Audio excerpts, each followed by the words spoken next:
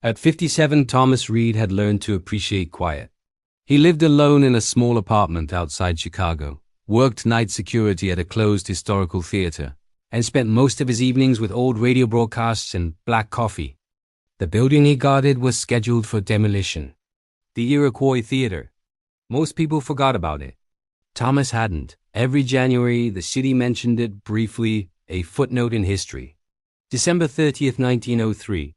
Over 600 people died in a fire during a holiday performance.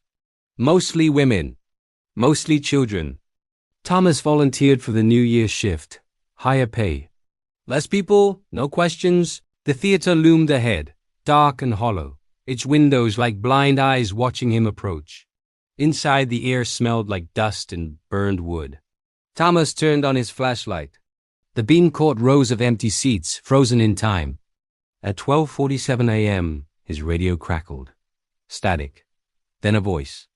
Not his supervisor, not dispatch. A man's voice, distant and calm. "Ladies and gentlemen, please remain seated." Thomas froze.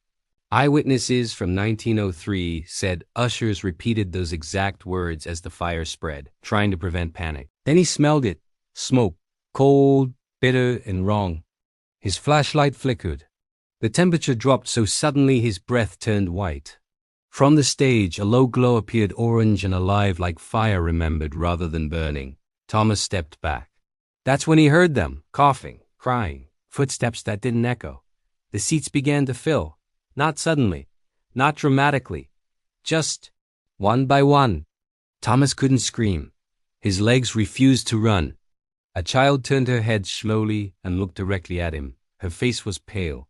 Her eyes were dark. "Sir," she whispered, "is it safe to leave now?" Thomas shook his head, tears filling his eyes. I don't know." Thomas collapsed to his knees, covering his ears. "Stop," he begged. "Please, it's over."